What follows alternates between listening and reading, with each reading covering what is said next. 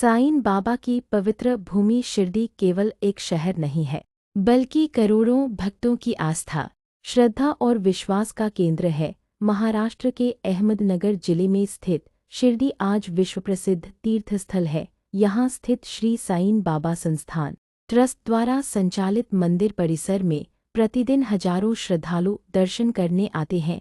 ऐसी पवित्र जगह पर थूकना केवल अस्वच्छता ही नहीं, बल्कि धार्मिक और सामाजिक दृष्टि से भी अनुचित माना जाता है। एक पवित्रता और आस्था का सम्मान। शिरडी वह स्थान है जहाँ साईं बाबा ने अपना जीवन बिताया, उपदेश दिए और मानवता की सेवा की। भक्त इस स्थान को बाबा की जीवित उपस्थिति का प्रतीक मानते हैं। जब कोई व्यक्ति वहां थूकता है तो वह अनजाने में उस पवित्रता का अपमान करता है जिसे लाखों लोग श्रद्धा से पूजते हैं। धार्मिक स्थानों पर शुद्धता बनाए रखना श्रद्धा का एक रूप है। 2. स्वच्छता का महत्व।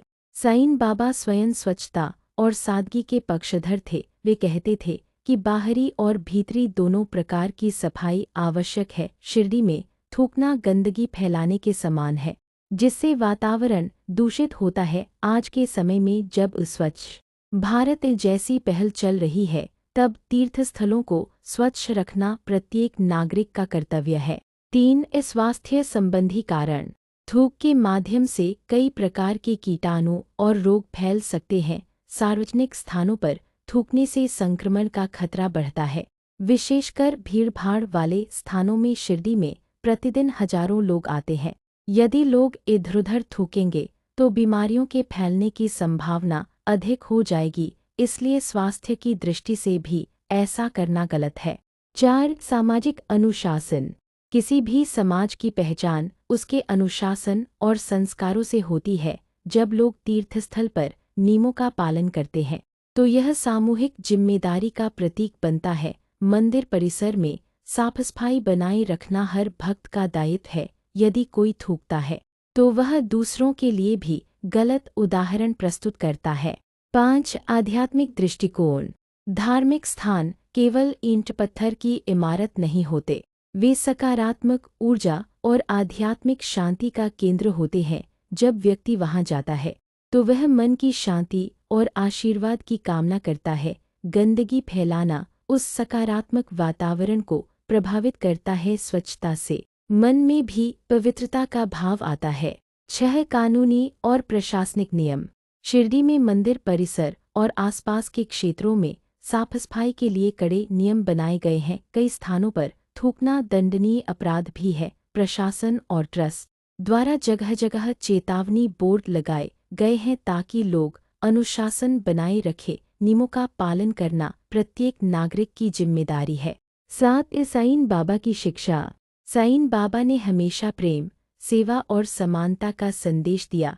उन्होंने सिखाया कि दूसरों को कष्ट न पहुंचाओ और समाज के हित में कार्य करो। यदि हम उनके बताए मार्ग पर चलना चाहते हैं तो हमें उनके निवास स्थान की पवित्रता बनाए रखनी चाहिए। स्वच्छता और सम्मान उनके प्रति सच्ची भक्ति का प्रतीक है। 8. सांस्कृतिक धरोहर का संरक्षण। शिरडी केवल धार्मिक ही नहीं, बल्कि सांस्कृतिक धरोहर भी है। यहाँ देश विदेश से लोग आते हैं। यदि वे गंदगी देखेंगे तो भारत की छवि पर भी प्रभाव पड़ेगा। इसलिए यह हमारा कर्तव्य है कि हम इस पवित्र स्थल को स्वच्छ और सुंदर बनाए रखें। 9. व्यक्तिगत जिम्मेदारी।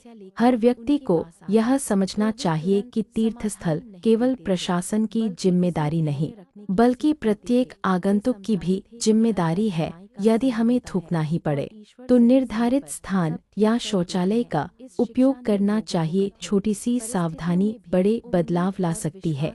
निष्कर्ष।